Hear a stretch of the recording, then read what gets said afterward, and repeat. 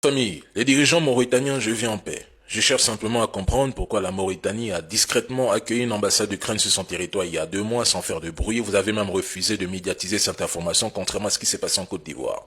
Quelles sont vos préoccupations? Avez-vous peur?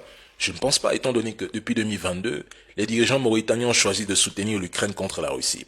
Les Ukrainiens ont d'ailleurs exprimé leur gratitude envers les dirigeants mauritaniens pour leur soutien constant et pour le rôle qu'ils peuvent jouer dans le Sahel. Bon, quel rôle précis pourriez-vous jouer dans le Sahel?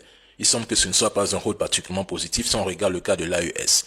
Certains de vos compatriotes soutiennent le mouvement Free Azawad en ligne, appuyé par les voisins omaliens qui ne cachent même plus leur soutien.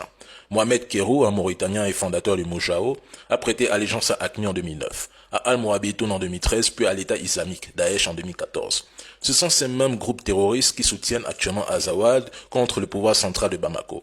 Il a noté que certains disent que l'armée malienne élimine des innocents au nord du Mali, sans mentionner que ces personnes ont prêté allégeance à des groupes terroristes ayant pour but de conquérir le sud du Mali tout en occupant le nord. Des individus qui viennent nous expliquer que le Mali devait négocier avec les terreaux alors que chez eux, ils n'ont jamais cédé la place à la négociation. Mais les dirigeants mauritaniens ne joueront aucun rôle dans la crise sécuritaire qui frappe les pays de l'AES. Aucun, au contraire. Certains voisins au Mali servent de base arrière aux terreaux. La famille, c'est officiel. Le Mali vient d'annoncer la rupture immédiate de ses relations diplomatiques avec l'Ukraine, accusant le régime bandériste de Kiev d'envoyer des terroristes déguisés en diplomates ukrainiens en Afrique.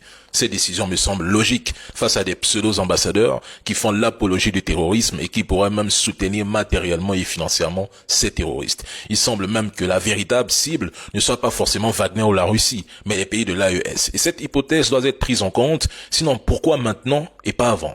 Les diplomates sont censés respecter les règles internationales et promouvoir les relations pacifiques et respectueuses entre les nations. Mais ici, nous avons affaire à des gangsters en costume qui ont perdu de vue leur rôle.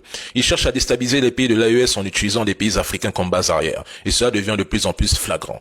Ils soutiennent des terroristes au Mali, ce qui constitue une grave violation du droit international et pourrait entraîner des sanctions diplomatiques et même économiques de la part de la communauté internationale. Mais question, qui les a condamnés jusqu'ici?